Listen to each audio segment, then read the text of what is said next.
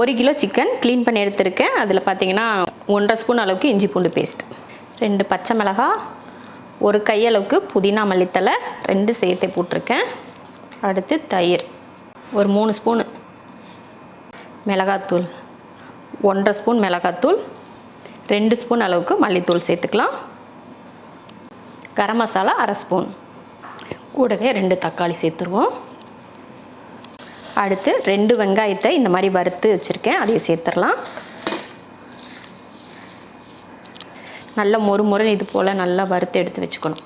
நல்லா ஒரு 1/4 ஸ்பூன் அளவுக்கு மஞ்சள் தூள், அடுத்து தேவையான உப்பு, அடுத்து கொஞ்சம் எண்ணெய், ஒரு 2 ஸ்பூன் அளவுக்கு எண்ணெய். இப்போ இதை கலந்துருவோம். அவ்வளோதான், நல்ல மசால் போட்டு கலந்தாச்சு. 1 மணி நேரத்துக்கு அப்படியே ஊற விட்டுறலாம். நெய்ச்சோறு பண்ணுறதுக்கு ஒரு 2 ஸ்பூன் அளவுக்கு நெய் விட்டுக்கலாம். 2 ஏலக்காய், 2 கிராம்பு, 2 துண்டு பட்டை, 1 அன்னாச்சி பூ, 1 பிரிஞ்சி இலை, அடுத்து 1 வெங்காயம்,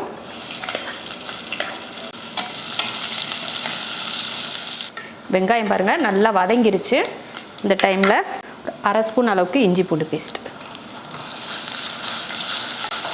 ரொம்ப ஈஸியான ரெசிபி தான், ரொம்ப வேலையெல்லாம் கிடையாது. இந்த அரிசியை பக்குவமாக எடுக்கிறோம் பார்த்தீங்களா, அதுதான் இதில் டாஸ்க்கு. மற்றபடி ரொம்ப ஈஸியான ஒரு ரெசிபி தான். அவ்வளோதான், இஞ்சி பூண்டு பேஸ்ட் போட்டு வதக்குனதுக்கப்புறமா கொஞ்சம் புதினா மல்லித்தலையை சேர்த்துட்டு 2 பச்சை மிளகாய், நல்லா பச்சை மிளகாய் 2ஆக கீறிட்டு சேர்த்துக்கோங்க. சும்மா லைட்டாக கீறினா போதும், ஃபுல்லாக கீர தேவையில்லை. அவ்வளோதான், நல்லா போட்டு வதக்கியாச்சு. இது கூட மற்ற எதுவுமே சேர்க்க வேணாம். தண்ணி ஊற்றிடலாம், 1 படி தண்ணி. இந்த படியில் தான் அரிசி ஊற வச்சோம், இதில் 1 படி தண்ணி. இந்த டைமில் ஊற வச்ச பாசுமதி அரிசியை சேர்த்துடலாம். அடுத்து தேவையான உப்பு சேர்த்துடலாம். நம்ம அரிசி உங்களுக்கு எப்படி வேகுதுன்னு பொறுத்து கொஞ்சம் தண்ணி எக்ஸ்ட்ரா சேர்க்குறதுனால சேர்த்துக்கலாம். நான் 1க்கு 1 தான் சேர்த்துருக்கேன், நீங்கள் 1க்கு 1.5 சேர்க்குறதுனாலும் சேர்த்துக்கலாம்.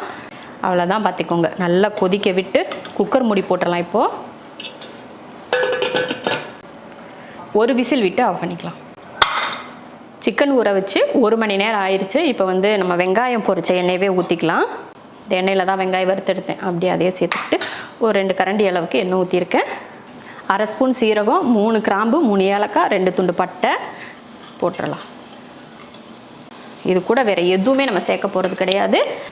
நம்ம ஊற வச்ச சிக்கன் அப்படியே எடுத்து சேர்த்துக்கலாம். நல்லா பொரிஞ்சிருச்சு பாருங்கள். இந்த டைமில் ஊற வச்ச சிக்கன் எடுத்து சேர்த்துருவோம்.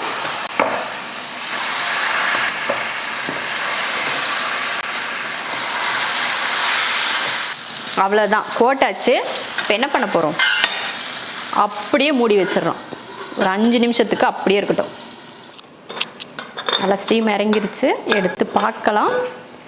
கொஞ்ச நேரம் அப்படியே ஆற விட்டுட்டு அதுக்கப்புறம் எடுக்கலாம். இப்போ எடுத்தோம்னா அந்த அரிசி உடஞ்சிரும், அதனால் கொஞ்சம் ஆற விட்டு நம்ம எடுத்துக்கலாம். சிக்கனில் தண்ணி பாருங்கள் எப்படி தண்ணி விட்டு வந்திருக்குன்ட்டு. நம்ம தண்ணி எதுவுமே ஊற்றலை, அந்த சிக்கனில் இருக்க தண்ணியிலே வேகுது. 5 நிமிஷம் நீங்கள் பொறுத்து இருந்தீங்கனாலே போதும், இந்த மாதிரி நல்ல தண்ணி வர ஆரம்பிச்சிடும். அதுக்கப்புறமா நீங்கள் கிளறி விட்டு ஒரு 10 நிமிஷம் அப்படியே வேக வச்சு எடுத்திங்கன்னா அருமையான ஒரு சிக்கன் கறி ரெடி ஆயிரும். அதுக்காக 10 நிமிஷம் அப்படி விட்டிங்கனாலும் அப்படியே விட்டுறக்கூடாது. அப்பப்போ எடுத்து இந்த மாதிரி கிளறி விட்டு மறுபடியும் நீங்கள் மூடி வச்சுக்கணும். உப்பு சரி பார்த்து உப்பு தேவைப்பட்டால் உப்பு சேர்த்துக்கோங்க. இப்போ நம்ம மூடி வச்சிடலாம். 10 நிமிஷத்துக்கு இடையில அப்பப்போ கிளறி விடணும்.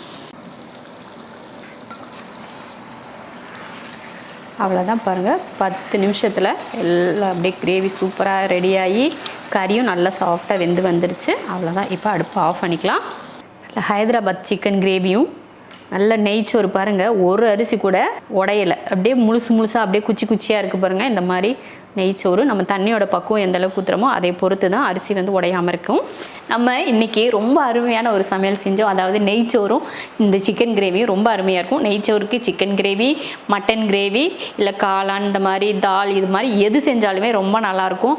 ஆனால் இன்றைக்கி நாங்கள் பண்ணியிருக்கிறது பார்த்திங்கன்னா நல்லா ஒரு ஹைதராபாத் ஸ்டைலில் ஒரு சிக்கன் கறியும் அந்த நெய்ச்சோறும் அவ்வளோ அருமையாக இருக்கும். கண்டிப்பாக ரெண்டுமே பார்க்குறப்ப பார்த்திங்கன்னா அவ்வளோ ஆசையாக இருக்கும். அரிசி கூட ஒரு அரிசி கூட உடையாமல் ஒரு நெய்ச்சோறு, நல்லா பளபளன்னு ஒரு நெய்ச்சோறும், அதுக்கு ஏற்ற மாதிரி ஒரு கிரேவி பார்த்திங்கன்னா அவ்வளோ அருமையாக அந்த சிக்கன் கிரேவி கலர்ஃபுல்லாக டேஸ்ட்டாக அவ்வளோ சூப்பராக செஞ்சுருக்கோம். உங்களுக்கு இதே மாதிரி நீங்களும் ஒரு ஞாயிற்றுக்கிழமையோ இல்லை இடையில ஏதாவது ஒரு நாள் உங்களுக்கு ஏதாவது செய்யணும், நான்வெஜ்ஜு செய்யணும் அப்படின்னு நினைக்கிறப்போ இந்த மாதிரி ஒரு கீ ரைஸும் சிக்கன் கறியும் செஞ்சு பாருங்கள், ரொம்ப நல்லாயிருக்கும். இல்லை உங்கள் வீட்டுக்கு யாராவது கெஸ்ட்டு வராங்க அப்படின்னா சட்டுன்னு செஞ்சு முடிச்சிடலாம். நெய்ச்சோறுங்கிறது வந்து நம்ம சாப்பாடு வைக்கிற டைம் தான் அந்த நெய்ச்சோறு இருக்கும். ஏன்னா ரொம்ப சிம்பிளான ஒரு ரெசிபி தான் நெய்ச்சோறு. அவ்வளோ ஈஸியாகவும் இருக்கும். நீங்கள் செஞ்சீங்கன்னா அது வந்து ரொம்ப கிராண்டான ஒரு லஞ்ச் நீங்கள் செஞ்ச மாதிரி உங்களுக்கே ஃபீல் ஆகும். வந்து சாப்பிட்றவங்களும் அந்தளவுக்கு நல்லா கிராண்டாக செஞ்சுருக்காங்களே அப்படின்ற ஒரு ஃபீல் ஆகும். அந்த மாதிரியான ஒரு ரெசிபி தான். கண்டிப்பாக இதே போல் நீங்கள் செஞ்சு பார்த்துட்டு எப்படி இருக்குன்னு சொல்லிட்டு கமெண்ட்டில் சொல்லுங்கள்.